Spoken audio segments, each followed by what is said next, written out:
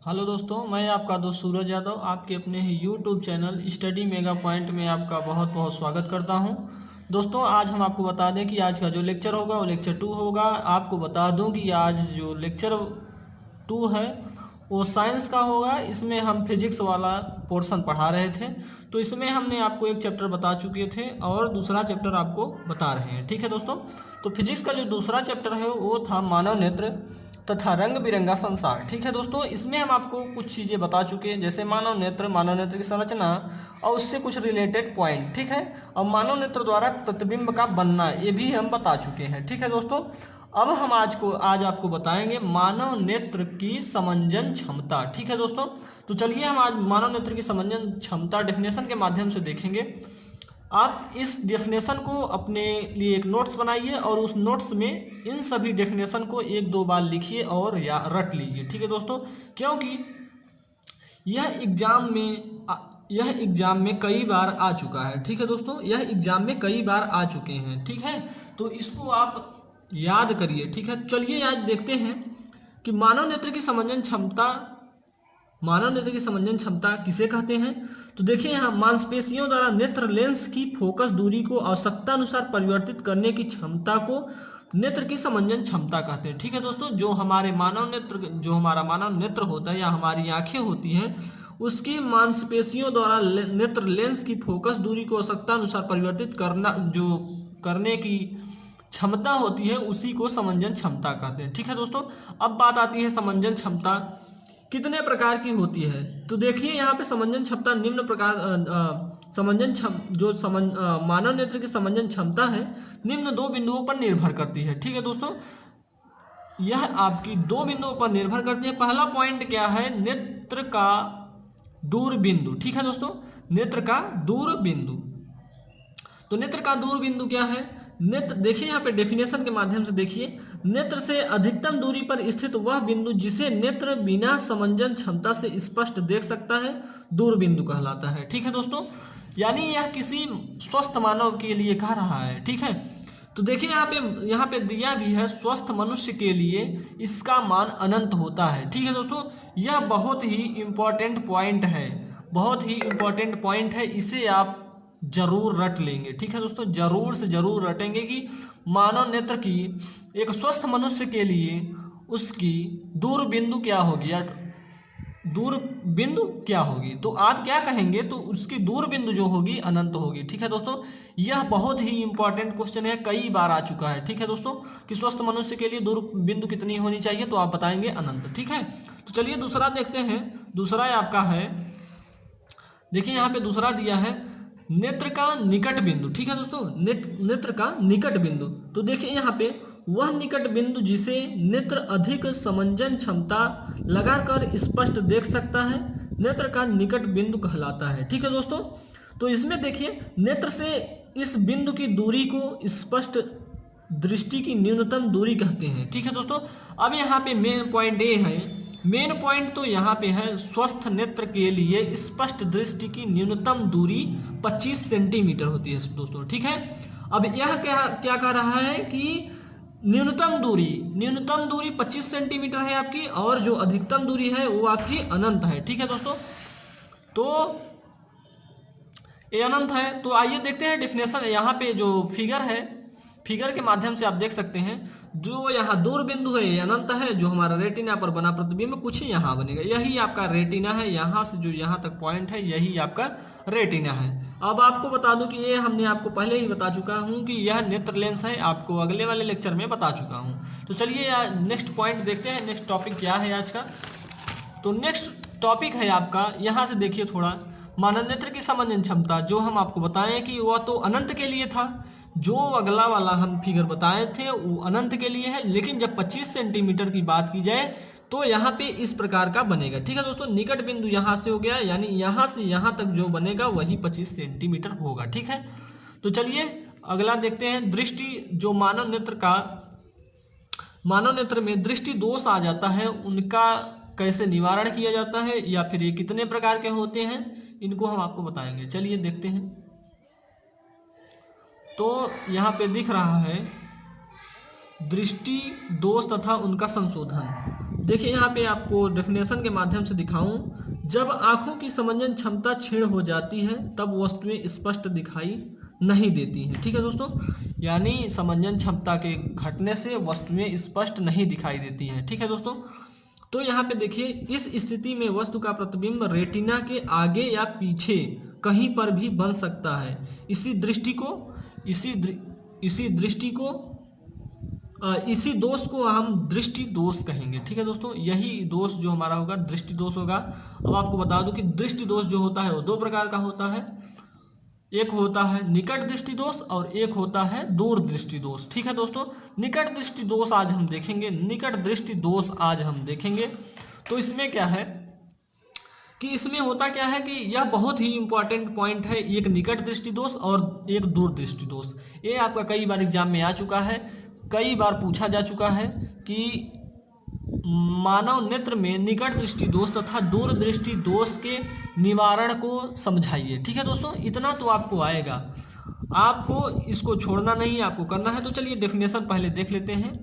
आपका डेफिनेशन दिया है, निकट दृष्टि दोष से पीड़ित व्यक्ति को निकट की वस्तु तो स्पष्ट दिखाई देती है। ठीक है दोस्तों, परंतु दूर की वस्तुएं स्पष्ट नहीं दिखाई देती हैं। इस दोष युक्त नेत्र का दूर बिंदु अनंत पर न होकर पास आ जाता है। ठीक है दोस्तों, अतः व्यक्ति दूर बिंदु से अधिक दूरी पर स्थित वस्तुओं को स्पष्ट नहीं देख पाता। ठीक है दोस्तों, तो यहाँ पे आप डेफिनेशन देख सकते हैं, लेकिन आपको बताऊं कि इसमें रटना क्या है। आपको इसमें बस ध्यान देना, ये आपको यह बात ध्यान देनी है कि इसमें जो व्यक्ति जिस दृष्टि से पीड़ित हो गया, या निकट दृष्टि या दूर दृष्टि से, ठीक है, तो उसमें उसको तो निकट की वस्तुएं दिखाई देंगी लेकिन दूर की नहीं दिखाई देंगी। ठीक है दोस्तों, निकट दृष्टि दोष में क्या होगा, नजदीक की वस्तुएं दिखाई देंगी लेकिन दूर की वस्तुएं नहीं दिखाई देंगी। इसका जो प्रतिबिंब बनेगा वो अनंत पे बनेगा या उसके आगे पीछे बनेगा। ठीक है दोस्तों, तो यहाँ पे आप देख सकते हैं फिगर दिया है कि जो यह दूर है या अनंत पर स्थित वस्तु से आने वाली किरणें, देखिए यहाँ से, देखिए यही आपका रेटिना है, रेटिना आपका यही यहाँ से लेकर यहाँ पूरा ये रेटिना है। तो रेटिना पे देखिए अनंत यहाँ पे बनता है ना, तो लेकिन इस यहाँ पे ना बन के यहाँ कुछ पॉइंट के उसके आगे या उसके पीछे बन जा रहा है। ठीक है दोस्तों, यही है आपका निकट दृष्टि दोष। ठीक है दोस्तों, तो चलिए आपको दिखाते हैं यह क्यों होता है। ठीक है दोस्तों, इसके होने का कारण क्या है, तो आप देख सकते हैं निकट दृष्टि दोष के कारण। निकट दृष्टि दोष के निम्नलिखित दो कारण हैं। पहला कारण क्या है, देखिए नेत्र लेंस की वक्रता का बढ़ जाना जिससे उसकी फोकस दूरी कम हो जाती है। ठीक है दोस्तों, क्या है, नेत्र लेंस की वक्रता का बढ़ जाना जिससे उसकी फोकस दूरी कम हो जाती है। ठीक है, और नेक्स्ट पॉइंट है आपका नेत्र लेंस के गोलक का व्यास बढ़ जाना। ठीक है, नेत्र लेंस का जो गोलक होता है उसका व्यास बढ़ जाएगा तब यह दोष उत्पन्न होगा। ठीक है, इसके निवारण के लिए आप क्या करेंगे, निवारण आपका देखिए बहुत ही सिंपल वे में है, इसको आप याद कर लीजिए। ठीक है दोस्तों, याद कर लेंगे, आपको 4-5 नंबर कहीं नहीं गया है। ठीक है दोस्तों, तो दिया है इसमें निकट दृष्टि दोष को दूर करने के लिए इसमें हम अवतल लेंस का प्रयोग करेंगे। ठीक है दोस्तों, इसमें इस दोष से पीड़ित व्यक्ति को, यानी निकट दृष्टि दोष से पीड़ित व्यक्ति को इसके निवारण के लिए हमें अवतल लेंस का यूज करेंगे आप। ठीक है दोस्तों, या अवतल लेंस के चश्मे को आप उसे पहनाएंगे। ठीक है, तब जाके यह दोष उसके अंदर से चला जाएगा। ठीक है दोस्तों, लेकिन आप यहाँ पे देखिए, यहाँ पे डेफिनेशन के माध्यम से आप जैसे लिखेंगे वह बता रहा हूं मैं। निकट दृष्टि दोष को दूर करने के लिए उचित फोकस दूरी वाले अवतल लेंस के चश्मे का प्रयोग किया जाता है। ठीक है दोस्तों, अवतल लेंस के प्रयोग से प्रतिबिंब रेटिना पर बनने लगता है और वस्तु स्पष्ट दिखाई देती है। ठीक है, तो चलिए यहाँ पे देखते हैं, यहाँ पे है क्या है, अवतल लेंस देख लीजिए। यहाँ पे अवतल लेंस आप यहाँ पे लगाएंगे उसके सामने, ठीक आंख के सामने। आप चश्मा तो आंख के सामने ही लगाते हैं ना, तो वहीं लगाएंगे और यहाँ से जब जाएगी तो यहाँ से देखिए थोड़ा सा रिफ्लेक्ट होगी इस जो हमारे नेत्र लेंस पे पड़ेगी और फिर हमारा यहाँ पे प्रतिबिंब बन जाएगा, रेटिना पे डायरेक्ट बन जाएगा। ठीक है दोस्तों, और थोड़ा अब जाना कहाँ से चाहिए था, यहाँ से ऐसे करके जाना चाहिए था, लेकिन जब यहाँ से थोड़ा रिफ्लेक्ट होके इस नेत्र लेंस पे पड़ता है। ठीक है, और हमारा प्रतिबिंब बन जा रहा है। तो चलिए आज एक न्यूमेरिकल आपको बताऊंगा, उसके बाद हम आपको नेक्स्ट टॉपिक की तरफ ले चलूंगा। नेक्स्ट टॉपिक आपका होगा आज का कि जो अब निकट दृष्टि दोष तो हो गया, अब इसके बाद बताएंगे आपको दूरदृष्टि दोष। ठीक है दोस्तों, दूरदृष्टि दोष।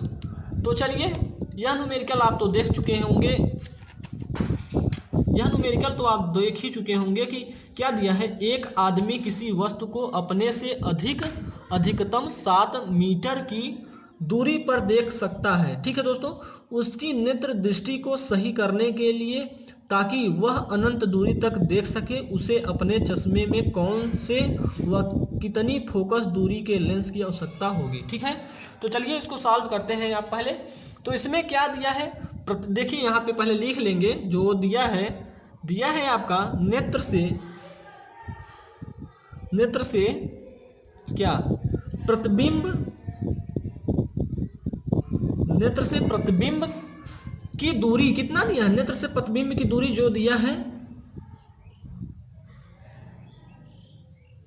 दूरी आपका 7 मीटर दिया है। ठीक है दोस्तों, 7 मीटर दिया है। अब देखिए यहाँ पे, यह देखिए अब यहाँ प्रतिबिंब का रहा है। जब हम आपको बता रहे थे, इसको आप क्या लिखेंगे, इसे आप भी से प्रदर्शित करेंगे। ठीक है दोस्तों, लेकिन हम आपको लेंस में बता चुके हैं कि जो नेत्र का प्रतिबिंब बनेगा वह सदैव माइनस में बनेगा, या वो अवतल लेंस हो या उत्तल लेंस हो या अवतल दर्पण हो या उत्तल दर्पण हो। ठीक है दोस्तों, तो चलिए अब जो हमारा क्या कह रहा है कि अनंत में बन रहा है। देखिए यहाँ पे देखिए, वह अनंत दूरी तक देख सके। ठीक है दोस्तों, यानी जो हमारा u जो होगा वो हमारा अनंत होगा। ठीक है दोस्तों, यानी वस्तु की जो हम बताए हैं कि जो नेत्र से वस्तु की दूरी होगी, यह u जो है नेत्र से वस्तु की दूरी है, या आप यहाँ से देख सकते हैं। तो इसको आप इनफाइनाइट लेंगे। अब आपको बता दूं कि इसमें आपको फोकस दूरी पूछ रहा है, क्या होगा। तो हमने इसके पहले आपको बताए हैं कि लेंस का एक फार्मूला होता है। लेंस का सूत्र क्या होता है, आपको बता चुके हैं कि 1/f equal to 1/v minus 1/u होता है। ठीक है दोस्तों, इतना तो आपको पता है, लेंस का फार्मूला है, इतना तो आपको पता है, हम जानते हैं, आपको पता है। तो चलिए अब इसी में आप रख दीजिए, आ जाएगा आंसर। तो जो ये सारी वैल्यू दी है इन्हीं में रखना है। तो कैसे रखेंगे आप, अब तो सिंपल है। 1/f इक्वल टू v की वैल्यू कितनी दी है, 1/-7, और इसकी पूरी वैल्यू कितनी दी है 1/इनफाइनाइट। ठीक है दोस्तों, 1/इनफाइनाइट दिया है। तो इसको कितना लिखेंगे आप, f इक्वल टू, देखिए ये तो अनंत है, अनंत में से घटाएंगे तो कुछ नहीं। ठीक है दोस्तों, तो 1/f इक्वल टू देखेंगे तो क्या हो जाएगा, यहां से आप f की वैल्यू अगर पूरी देखते हैं तो आपका आ जाता है -7।